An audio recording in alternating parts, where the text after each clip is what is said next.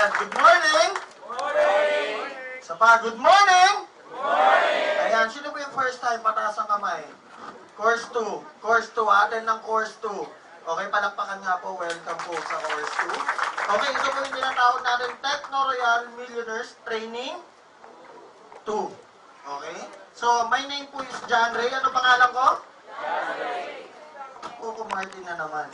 Okay, niliwanagin ko lang po. Hindi ako si Coco Martin. Kasi minsan, pagpasok ko dyan sa pinto, nagsisigawan na. Okay, ano pangalan ko ulit? John Ray po ang pangalan ko. Okay, so ako po team leader ng Team Positive. Nakikita nyo ba? Ano pangalan ng grupo ko? Team Positive. Kasi ako po naniniwala ako, kahit anong pangalan mo, kahit anong ginagawa mo, kahit nasan ka, dapat lagi kang do you agree? Sino yung taong positive dito? Taas ang kamay. Okay, bago po ako mapasok sa V-Mobile, pakilala ko muna kung ano yung mga trabaho ko dati. Nag-work po ako sa Andox. Anong binibenta dyan? Manok. After nyan, Robinsons, Galleria, supermarket po sa baba, sa ilalim. Okay, manok din po yan. Pamilyar kayo sa chicken na umiikot-ikot doon. Okay, hinawakan ko po yun. Yung naka-apple green, tapos mayroong mask, may cap. Okay, so after nun, nag-work ako sa Kenny Rogers sa Glorieta naman. Manok na naman. Oo, ano, sabi ng mama ko, nak, baka magkapakpak ka na. So, binago ko yung linya ko. Nag-work ako sa market. Ang binibenta ko po dyan, yung sabi ni Alpha, brief na dikis. Pamilyar kayo doon? Ako po yung naglalakad sa market. May hawak akong brief, pinipitik-pitik ako ng customer. Ito, hindi ito nag-bacon. Okay? So, after nun, nalipat ako sa SM Mega Mall. Bakit ako nalipat sa SM Mega Mall? Kasi marami po akong ano dito, award. Pamilyar kayo doon? Yung pag naka-akota ka, yung sandamakmak na bibenta mong brief, magaling ang magbenta ng brief eh. Tama? Nilipat ako sa mas malaki. Mas malaking ano ba to? Branch? Oo naman. Kaya ako nalipat sa SM Mega Mall. Ilang taon yan? 7 years. Tanong, yumaman? Yumaman po ba? Hindi. Dito po sa training natin sa course 2, pag-uusapan yung why. Ano sa Tagalog yung why? Hindi po ganun. May tamang ganito. Bakit? Sabi mo, bakit? Okay, bakit mo gagawin yung V-Mobile? Okay, pangalawa naman, sinasagot yung tanong na how. Okay, ano sa Tagalog yung how? Paano? Pag-usapan natin muna yung why. Ano ulit sa Tagalog yung why? Ang hina naman, lakasan mo nga. Okay, kilala niyo ba si Robert Kiyosaki? Okay, si Robert Kiyosaki sa Japanese author of Rich Dad, Poor Dad. Nakasulat dun sa librong sinulat niya, Cash Flow Quadrant. Ano ibig sabihin nun? Cash flow, yung source of income ng mga tao. Sino ba yung mga tao? Diba? Alien? Alien ng iba. Okay, so, nahati sa 4. Kaya nga, quadrant. Unang-una, pakibasa nga. Sunod. Sumunod. Pag-usapan natin employee. Sino po dito employee? Taas ang kamay. Palakpakan naman natin yung mga employee. Okay, sabi ni Robert Kiyosaki, sa employee daw, pag pumasok ka, tsaka ka lang merong kita. Pag di ka pumasok, may kita? Wala. Sabi na natin meron kang leave. Sick leave, vacation leave. Sa babae, maternity leave. Ano ba yung ibang leave? Divorce leave. Palakpakan naman natin yung forced leave na yun. Napilitan. Parang, ano yan, tinanggal na. Ano yung tawag doon? Si Sante leave.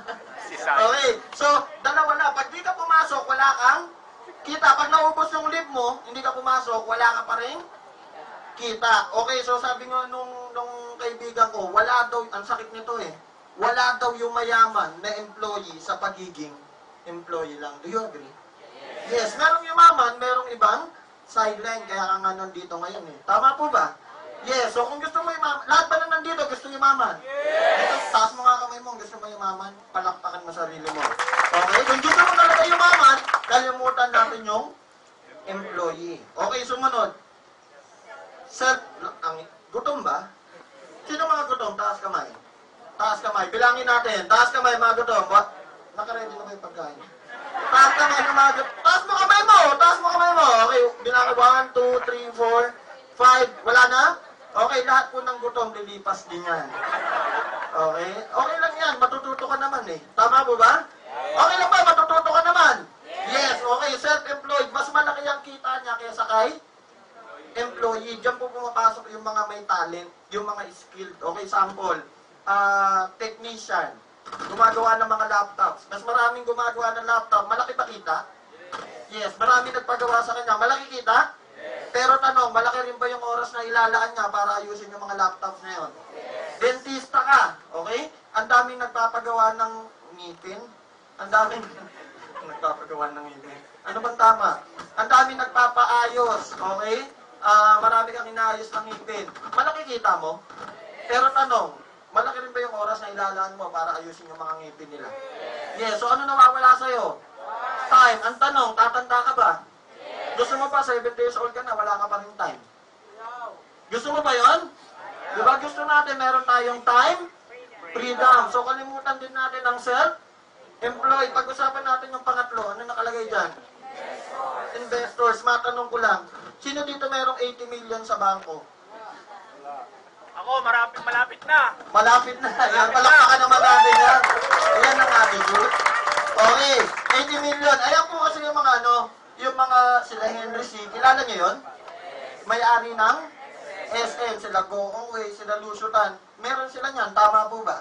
Ibig sabihin niyan, pera na ang nagtatrabaho para sa kanila. Sino dito nakapasok na sa SM? Iba nag-iisip. Diba? Pag papasok ka sa SM, sa Henry C ba magbubukas? Hindi. Pag namimili ka ng mga damit, nang bibilin mong sapatos, sa Henry C ba mag-a-assist sa'yo? Hindi. Pag magbabayad ka na, sa Henry C ba yung cashier? Pero once na nagbayad ka, kumita ba sa Henry C? Kumita ba sa Henry C? O ano man, pera na ba nagtrabaho para sa kanya? Yes. Tanong, gusto mo ba maging ganon? Yes. Kalimutan muna natin yan, pansamantala. Bakit pansamantala? Tanong mo sa akin, bakit? Kasi diyan ka papunta. Gusto mo maging kagaya ni Henry C? Wala kang ginagawa, kumikita ka pa rin. Palakpakan mo naman ang grabe. Okay, ano yung pang-apat? Pakibasa. Business. Yung business ko nahati sa tatlo. Ilan? Tatlo. Unang-una, traditional. Sumunod, franchising. Yung pangmuli, multi-level marketing. Pag-usapan natin yung traditional. So, traditional, dalawa yung kailangan mo. Ilan? Ilan? Dalawa. Dapat meron kang malaking puhunan at meron kang malaking kaalaman. Meron kang malaking puhunan, wala ka namang malaking kaalaman. Malaki yung posibilidad bumagsak ang negosyo mo. Oo nga, marami kang alam. Wala ka namang kapital. Matatayo mo ba yung negosyong gusto mo? Matatayo mo ba? Hindi. Tama po ba? At sabi nga ng mga matatanda, sa traditional na negosyo daw, kailangan mo nung puhunan at saka kaalaman kasi hindi ka makakasabay sa mga competitors mo. Ay mo, tama. Diba? Kadalasan ba yung traditional na business, madami yan? Yes. Okay, so mahirap pa meron kang competitor? O naman, so kalimutan din natin yan. Ano yung sumunod? Franchising. Sige, pababain natin. Sino dito merong 35 million sa bangko? Ako ulit, malapit na. Ayun pa naman. Diba? Paniniwala. Tama, palakpakan mo naman matindi yan. Diba? Okay. Kasi bakit ko sinabi yung 35 million? Yan po ang franchise ng Jollibee. Tama po ba? Yes, isa sa pinakamalakas na franchise ng Jollibee. Familiar kayo sa Monumento? Okay, isa sa doon, nag-franchise 24 hours, kumikita ng 300,000. Malaki ba yan? Yes, sa loob ng isang buwan. Net profit na yun. Ano ibig sabihin ng net profit? Labas na yung gastos. Ibubulsa niya na lang yung kita. Pwede na ba kumita ka ng 300,000 sa loob ng isang buwan? Pwede na, pero ito masakit. Magkano nilabas mo? Mas malaki ba? Yes, ilang buwan ang bubunuin mo, di ba? Ilang taon ang bibilangin mo bago mo mabawi yan. Matagal po ba? Yes, ibig sabihin matagal yung ROI. Sa negosyo, ano yung ROI? Return of investment. Paliitin natin yung franchise. Gawin na lang natin 35,000. Yan yung mga nakikita natin sa malls. Di ba yung stainless na cart? Di ba yung binibenta? Squid ball, fish ball, gulaman, juice. Pinaganda lang yung pwesto mo, magpifish ball ka pa rin. Diba? At ang masakit niya, naglabas ka pa ng 35,000. So, kalimutan din natin yung franchising. Ano kakalimutan? Franchising. Ano yung panguli? Multi-level marketing, yung ginagawa po natin ngayon. Okay, sa multi-level marketing, meron ako nakitang 5 reasons. Ano nakita ko? Ilan? 5. Unang-una, dito sa V-Mobile, ikaw ang boss. Masarap ba maging boss? Oo naman. Nung ako po, inggit na inggit ako sa boss ko, nung nasa Dikis ako. Every Wednesday, magpapasa kami ng report. Familiar ba kayo doon? Sino nakapagtrabaho sa SM? Diba? Meron tayong tinatawag na office day. Okay, doon po pinapasa yung mga benta, kung magkano kung benta namin ng isang linggo. Okay, every Wednesday, nagkikita kami sa office. Alas 8, lahat ng sales lady, lahat ng sales clerk ng Dikis, nandun na. Okay, masakit niyan, alas 9, alas 10, wala pa yung boss namin. Dadating yan alas 11. Ito masakit. Pwede mo pagalitan boss mo? Pwede ba? Sir, bakit ngayon ka lang? Ayos ka. Kanina pa kami dito, ha? Pwede ba yung ganon? Hindi. Ano mangyayari sa'yo pag ginawa mo yun? Tanggal ka. Ito pa masakit. Pagdating niyan, pagpasok niya ng opisina, ayos na ayos yung barong niya. Yung tipong kakasuot lang sa parking. Ang bango-bango niyan. At may nakasunod na sa kanya, may dalang kape. May dalang dyaryo. Pag upo niyan, titingin-tingin ng cheque, titingin-tingin ng benta, biglang tatayo, aalis na. Magkikita-kita kami next Wednesday na ulit. Ito masakit. Tanong mo sa akin ano? Isa pa. Yung galit na galit. Pagdating ng sahuran, sino mas malaki kita? Sino mas malaki kita?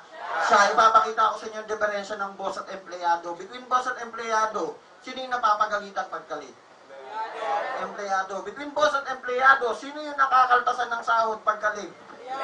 Empleyado. Between boss at empleyado, sino yung nakakapag-travel abroad?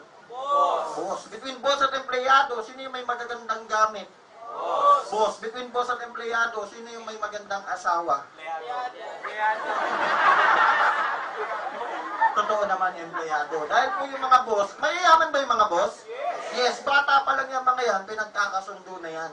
Kaya hindi sila nakakapamili nung gusto nilang mapangasawa. Kaya karamihan sa boss, yung asawa nila, Jom, ikaw nagsabi na. Kaya lang, yung mga kababaihan, yung mga kadalagahan, ang hinahanap niyan, yung lalaking merong trabaho. Kasi pag namanikan yung asawa niya, laging tinatanong, may trabaho ba yan? Tama ba? Regular ba yan? Yes. Kaya yung mga babae ngayon, hinahanap ang lalaking empleyado. Kaya bumabagsak tayo saan? Kaya lang, mahirap pa ang buhay. Yes, sa hirap ng buhay, yung magandang asawa na empleyado, naaagaw ng boss. Chismis lang yun. Okay, ang ibig sabihin dito, ikaw ang boss. Masarap ba maging boss? Yes, ikaw ang may hawak ng oras mo kung kailan mo gagawin sa